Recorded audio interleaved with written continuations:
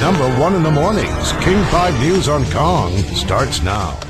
Thanks, Shannon. Coming up with swimsuit season, well, here or just around the corner, you may be thinking about dieting. Aren't we always thinking about dieting? Constantly. Up next, a body image expert's going to be joining us with some tips to help you love the way you look without making any drastic changes. Plus, tough economic...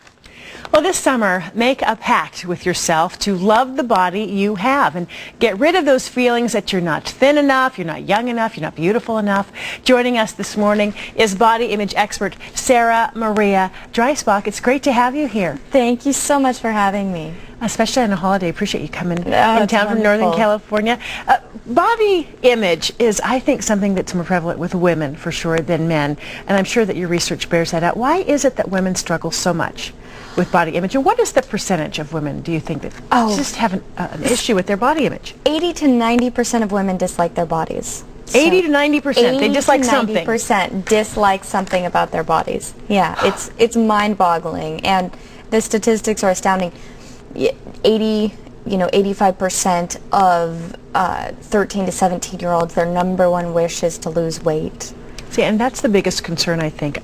And we were talking during the break about age and how much of a factor that is in terms of body image and really coming to grips with and loving the body that you have. But younger and younger girls are having issues because of things they see in the media or friends or even their own role models at home. Their mom's always on a diet, are having more and more problems with body image. And what is the impact of that in your view? It's huge. It's starting now. 51% of 9-year-olds want to go on a diet, want to lose weight. So it's starting very, very young. Obviously, parents play a huge role when, kids see their mother, oh, I hate this part of my body, or I'm on a diet. I'm fat, or always on some kind of diet. It makes a big impact, Well, your philosophy is to really just embrace the body you have, learn to love yourself the way you are, and you say one of the ways that women can do that is to break free from a negative body obsession by being willing to change. Tell us what you mean by that. That's the first step in my 5-step process for learning to love the body you have. So be willing to embrace your body. We live in a culture where it's the norm to dislike your body. It's the norm to think something's wrong. And so just be willing to at least entertain the idea that you could love your body. Even if you think you have to lose 10 or 15 pounds? The fact is, when you love your body, you stand a much greater chance of creating a healthy relationship with food, a healthy relationship with your body, because it's coming from a place of love instead of a place of conflict. You're liking yourself versus hating yourself. Exactly. You say identify and detach from your negative thoughts. So it's sort of along those same lines. How do you detach from the idea that you feel that you really love to be thinner? Excellent. I have a number of exercises. I'll go through them now, but people can purchase my CD on my website, which is breakfreebeauty.com. Again, that's breakfreebeauty.com. But a negative thought is walking past the mirror and looking and going, oh, I'm so fat.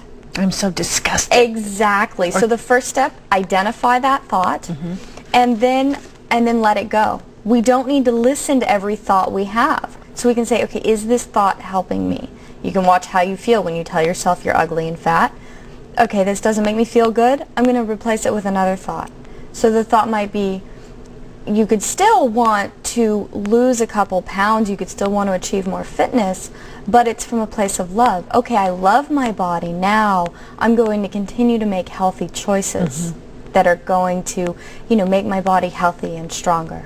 You also say connect with your silent essence. What is that? So important. This is the part of ourselves that is not our thoughts, right? People think, oh, I'm so fat and ugly, that thought. They identify with it. But we can, meditation is an excellent way to connect with that silence, we realize we are not our thoughts. We don't need to listen to every thought. So as part of my work, I teach meditation so that people can learn to connect with that part of themselves that is not conditioned, that is not their thoughts. And you say befriend your body. You're focusing a lot on exercise and doing the things that you're able to do. Yes, and realizing how amazing our bodies are, because our bodies, regardless of how we feel about them, are constantly looking out for us. Our immune cells are always protecting us. Our, skin is constantly rejuvenating. Every part of our body is alive, and it's switching our awareness from, oh, my body is not good enough, to, wow, my body is really amazing. And don't you think that people need to get people out of their lives or put some distance between themselves and others who want to sabotage them, or negative influences on their appearance or their habits, etc.? Excellent point. Which is really difficult to do. It is difficult, but boundaries are very important. Whether that's someone who's constantly telling you need to lose weight or you're not attractive enough. And often it's a spouse or a boyfriend or a loved one or a parent. Exactly. And a lot of time boundaries need to be very clear. So if it's a parent, with an adolescent, the adolescent needs to be very clear. Thank you for your opinion, but I don't want to hear it right now. And with spouses, it's the same thing. We really need to draw clear boundaries with what we'll accept and what we won't. Yeah. Well, some great advice, and again, people can learn more by getting your DVD. Getting my on your CD website. on my website, which is breakfreebeauty.com. Wonderful. Well, Sarah, thanks for coming in. Enjoy your time in Seattle. Thank you so much. We appreciate it, and we'll have more information on our website. Wonderful. Thanks. Thank you. Brad? All right, straight ahead, Shannon.